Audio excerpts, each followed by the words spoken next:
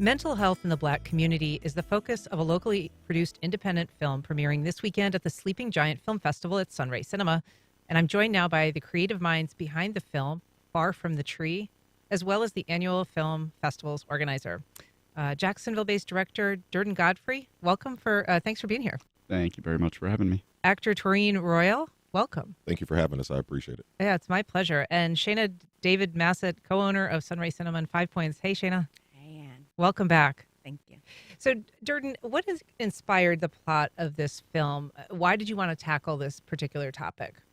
My wife and I were watching the Netflix series Dahmer, and we are parents. And the part of that story that really stuck with us the most is the parents of Dahmer being put in that position. You're talking about Jeffrey Dahmer, the serial killer? Yeah. Couldn't imagine being a parent and having to deal with your child being that kind of evil. So that's kind of where the story birthed from, was wondering, as a parent in that hypothetical, what you would do. Yeah.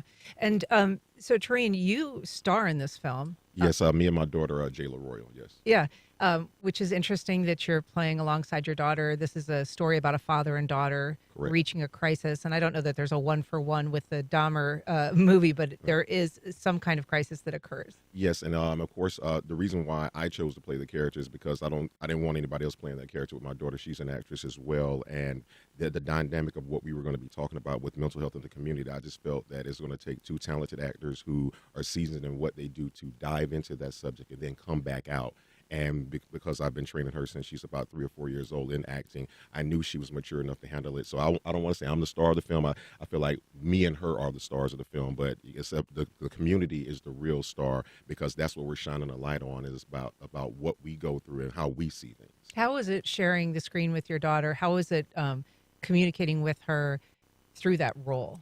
I would say it's priceless. It's one of those things people can't take back from you. It's we get to leave a digital footprint to the world of what we did together as art. That for those people who suffer from things like dementia or things of that nature, people will always be able to go out and see this, and it's something that no one will ever be able to take from me. So it's one of the greatest gifts I've ever had. I want to give our listeners just a taste of what this film is about, and I want to hear a little bit from the trailer before we start to talk about the festival. I feel defeated. I can give her the entire world, and Virginia will never be a part of it. Tony, you bring Morgan to the place you propose to Virginia every year. Virginia is very much a part of the world you've given Morgan. So it is a intense drama. That's actually a film that you share with a pretty well-known actress. Is that right? Yes, Lila Robbins, yes. And people will know her from Homeland and Blacklist. And I first fell in love with her on Planes, Trains, and Automobiles as Steve Martin's wife at the end on top of the stairs. Yeah, she's been in pretty much everything. She was a treat to work with. We flew up to New York to work directly with her, and couldn't have had a better, more professional time. Shana, I want to talk about the Sleeping Giant Film Festival. It's back again. It's been going on since 2017, I think, maybe with a COVID. This is number 6. Number 6. All right. Tell us about the roots of the Sleeping Giant Film Festival. You and Tim started it in an effort to kind of give some offbeat, maybe films that are locally produced. There's cartoons, there's experimental films, there's performances. What's the overall gist of Sleeping Giant? You caught a lot of them. It's to cover so many different areas of film exhibition and live music that can't fit in a schedule that focuses on making money off of the films that we are presenting every single show and the live music that we're presenting every single show. Just because the people aren't going to turn out in giant droves over a 2 or 3 week period like one would for content that we're used to seeing on new release screens like Sunray has. We want to have these films. We want to have that experimental piece. We want to have these local components. We want to have documentaries, old and new, and that doesn't happen always on a schedule that we would like. So for 4 days, we pack out that schedule with just some of the very most dynamic programming we can. And we do it with some help. This is the 6th year that we've been doing it, and we wouldn't have been able to do it without some other folks. And it's nice to see, other other institutions in Jacksonville get into it. Like, this is the first year that Mocha's joined in. Oh, neat. That's really exciting. This is the second year that Hoptinger, our neighbors across the street, they're down for this, and sixth year with the Black Sheep Group on board. So it's a time that we all get together and say, hey, what's important to us? Making sure that we can see the films that anybody anywhere else should be able to see. And it's not just films. I mean, you have brought in John Waters in the past. You had Sonic Youth guitarist Lee Ronaldo come in one year. You've had Juju perform. So there are bands, there's performance art. I mean, there's a whole variety of things mixed in with the films. And there's the two together. There's silent films with live scores. That's our opening night, is City Symphonies, where in the 20s and the 30s, the city and some of these experimental pieces, including what's known to or called America's first avant-garde film, these short films are going to have live scores with a band from Chicago called Wine Cave. I'm especially looking forward to that. So that's just the kind of thing that fuses that film and music piece together. In terms of the film, it's called Far from the Tree. Mm-hmm. Yep. There is a very powerful, message and kind of a dramatic message that it shares. Do you think it is entertainment? Do you think that it offers some sort of educational component for people who are watching it? I hope that it's a conversation starter between parents and children, between people like personally with themselves. One of the main messages of the movie is just to keep your mental health in check and the consequences that could come out of not doing that, even when you have the best intentions. So that if anything, I think people can find entertainment out of it, but most of all, I just hope that they leave talking about things that should be talked about more. Talk a little bit about the movie making process, because I understand it was done on, kind of a tight schedule. Explain how you did that and all the little kind of working parts behind it. Yeah, so this is not my first film. It's the first film that I did on my own. With independent productions, you're going to have a lot of personalities involved, and a lot of the times they're not getting paid. So as the director of the film, you feel like you need to compromise and let their voices be heard, so it's everybody's movie. And this film, I really wanted to do something that was without compromise. It was a singular voice from the beginning to the end, and the only way that you could really do that in Jacksonville is just to do everything yourself.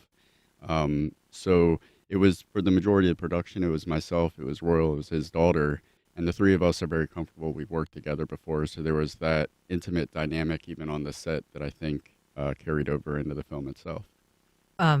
Shot over how many days?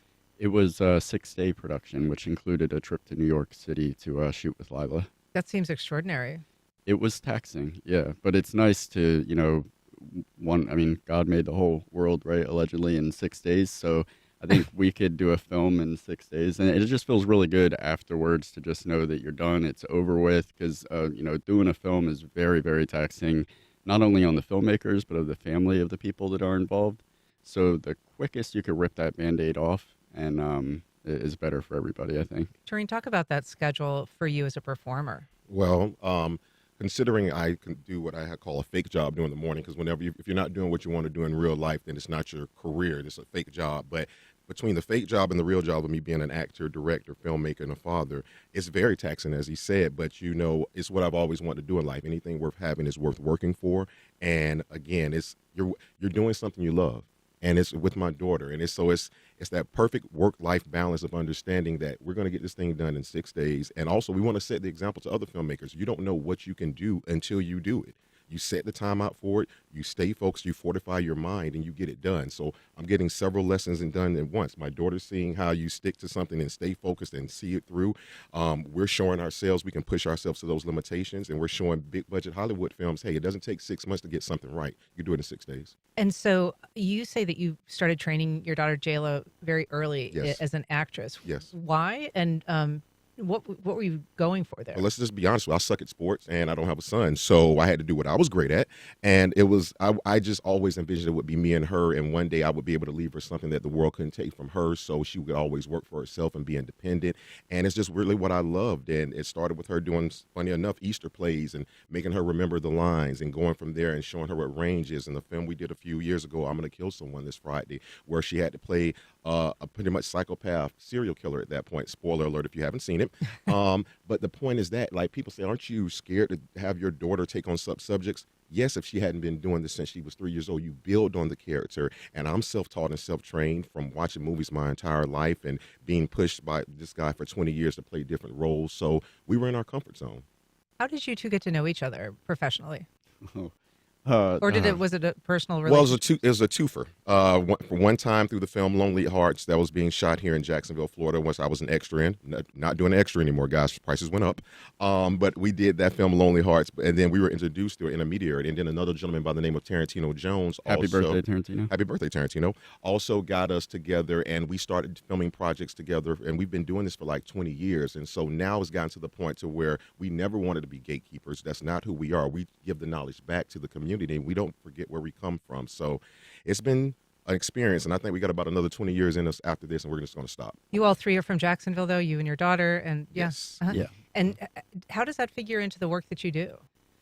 You know, I've heard when I first started making films, the dream was to leave Jacksonville and go to Hollywood. That was the ultimate dream, and that's really shifted over the last few years, or the last 5 to 10 years, with streaming services really picking up. And you don't need to go to Hollywood, or you don't need to leave Jacksonville to make it. Hollywood is kind of fallen by the wayside, and you're seeing these independent streamers and independent filmmakers really getting all the attention and getting the audience.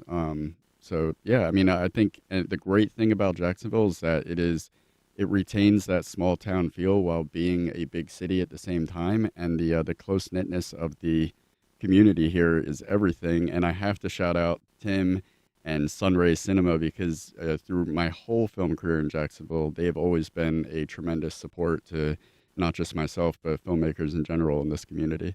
So this film screens Sunday at 12:45. That's this Sunday. But Shana, just briefly, how can people get more information if they want to attend the other events?